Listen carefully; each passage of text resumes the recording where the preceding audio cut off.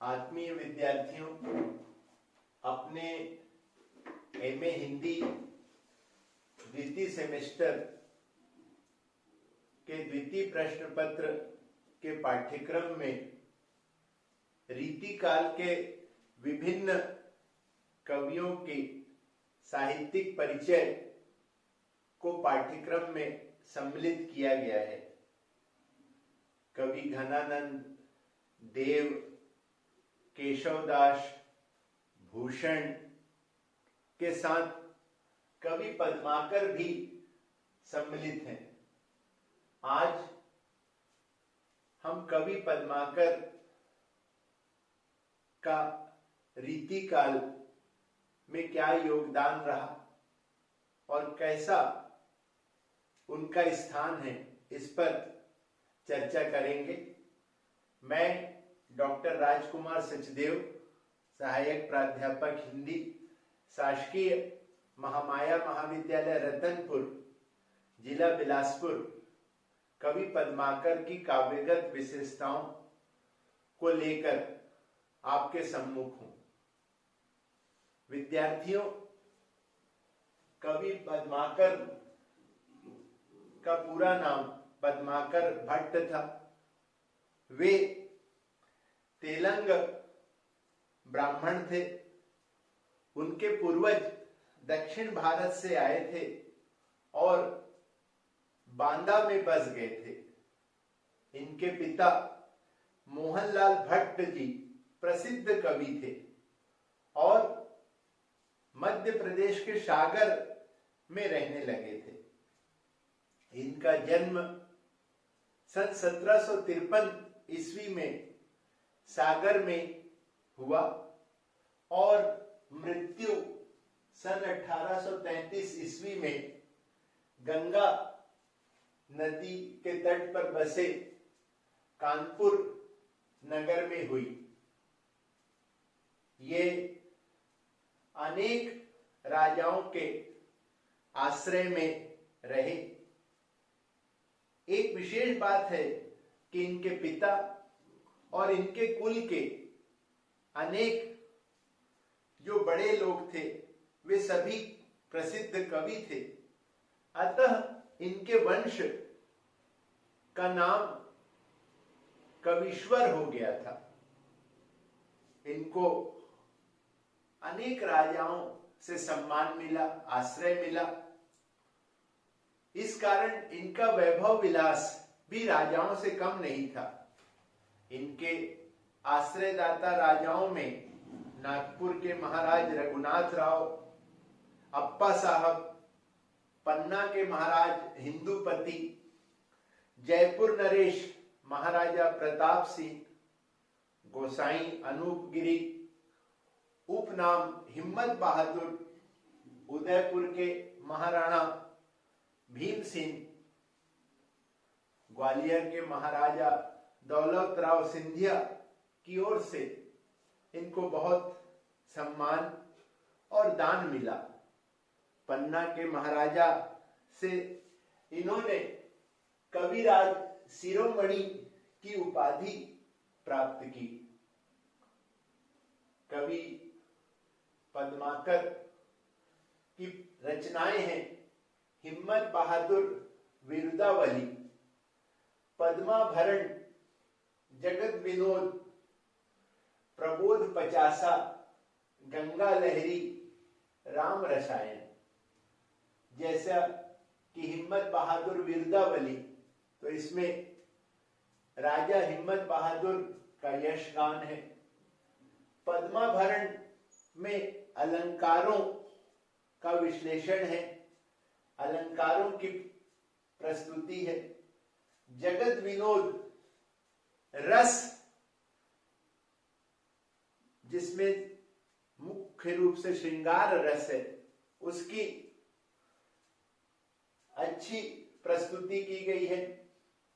गंगा लहरी एक प्रकार से गंगा जी की भक्ति, गंगा जी की महिमा का बखान है तथा भक्त वत्सल श्री राम से प्रार्थना और अनुनय विनय राम रसायन नामक रचना में है। कवि पद्माकर श्रृंगारी कवि के रूप में अत्यंत प्रसिद्ध हैं।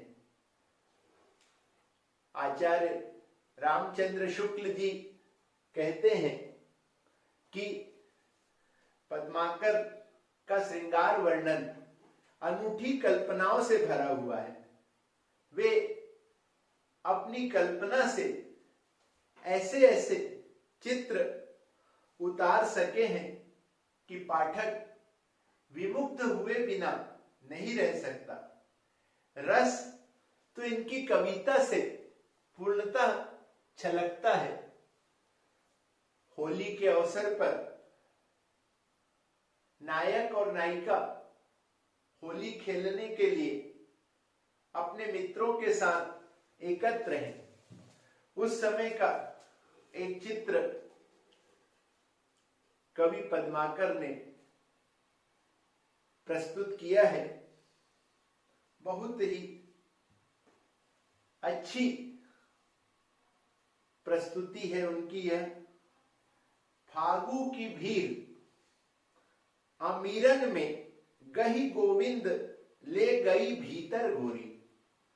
फागु की भीड़ अमीरन में गही गोविंद ले गई भीतर गोरी।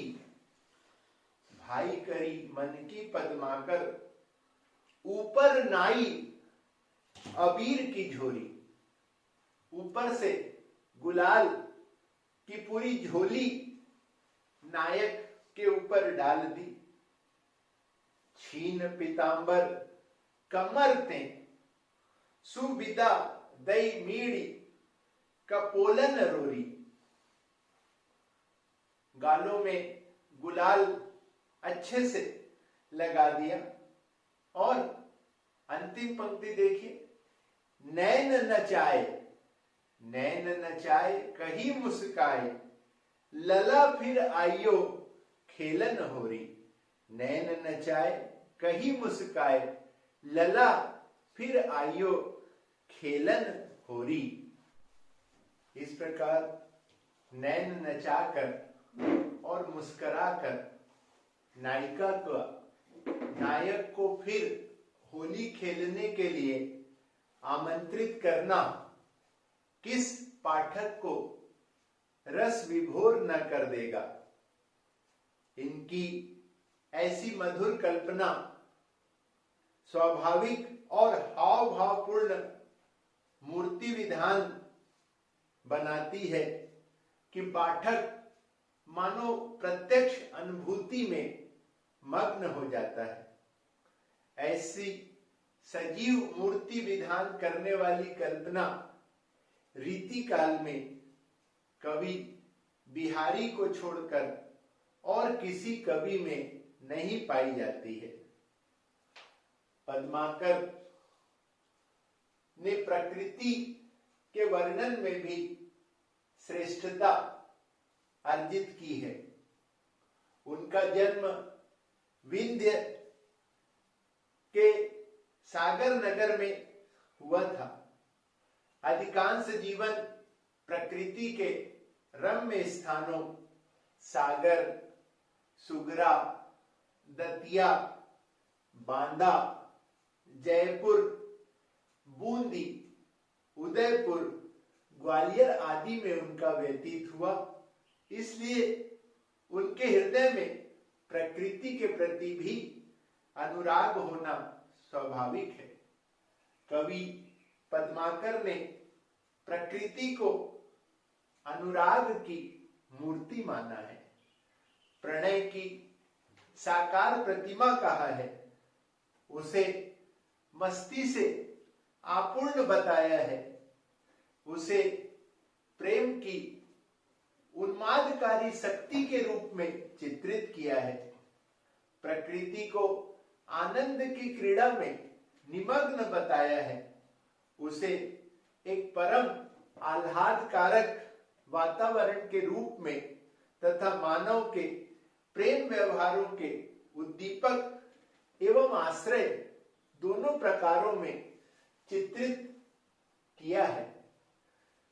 प्रकृति वर्णन में विभिन्न ऋतुओं में कवि रत्नाकर, कवि पद्माकर जो है वे बहुत श्रेष्ठ वर्णन करते हैं। प्रकृति कवि को इतनी मनमोहक, आह्लादक तथा प्यारी लगती है कि झूला झूलने के वर्णन में भी वह झूले के प्रत्येक अवयव को पुष्पों की सजावट से अलंकृत करते हैं। हिंडोला, उसकी डोर, उसके खंभे, झालर, उसके फर्श सभी पुष्पमय बनाए गए हैं। एक पंक्ति प्रस्तुत है, फूल झरी फुलारी, फूल जरी फूलन में, फूल ऐसी फूलती सुफुल के हिंडोरे में। कवि पद्माकर का यह प्रकृति वर्णन आगे वसंत ऋतुओं के राजा वसंत के आगमन होने पर प्रकृति में कैसे बसंत की शोभा बिखरती है, यह उन्होंने अनुप्रास अलंकार का श्रेष्ठ प्रयोग करते हुए हमारे समक्ष प्रस्तुत किया है। कवि पद्माकर द्वारा प्रस्तुत बसंत ऋतु का वर्णन सुनिए, कितना श्रेष्ठ है। वे कहते हैं, कूलन में केलिन, कछारन में कुंजन में, क्यारिन में कलित कलीन किलकंत है। कहे पद्माकर पराग हूं में, पौन हूं में, पातिन में पीकन पलासन पतंग है। द्वार में, दिशान में, दूनी में, देश देशन में, देखो दीप दीपन में दीपति दिगंत है। वीथिन में, ब्रज में, नवेलिन में, बेलिन में, बनन में, बागन में बगरो बसंत है। कितना श्रेष्ठ भाषा के द्वारा कलात्मक चित्रण, मूर्तिमंत चित्रण, ब्रज भाषा को श्रेष्ठ सौंदर्य प्रदान किया। और इस प्रकार कवि पद्माकर रीतिकाल में श्रृंगारिक कवि और प्रकृति के कुशल प्रस्तुतकर्ता कवि के रूप में स्थापित होते हैं। कवि पद्माकर की सराहना आचार्य विश्वनाथ प्रसाद मिश्र जी ने भी की है। आचार्य रामचंद्र शुक्ल जी ने भी उन्हें रीतिकाल में जो प्रसिद्ध कवि बिहारी हुए हैं उनके समकक्ष माना है। और एक जगह तो उनकी भाषा चतुरता को उन्होंने तुलसीदास जैसा स्थान देते हुए उनकी सराहना की है। कवि पद्माकर द्वारा प्रस्तुत इन रचनाओं के माध्यम से उन्होंने रीतिकाल के अंतिम खंड में अपना श्रेष्ठ स्थान बनाकर हिंदी साहित्य को गौरवान्वित किया और हिंदी भाषी ना होते हुए भी दक्षिण भारत से आकर तेलंग ब्राह्मण परिवार में जन्मे कवि पद्माकर द्वारा ब्रज भाषा में जो काव्य रचना की गई है उससे उन्होंने बहुत ख्याति अर्जित की है। रीतिकाल के श्रेष्ठ कवियों में उनकी गणना की जाती है।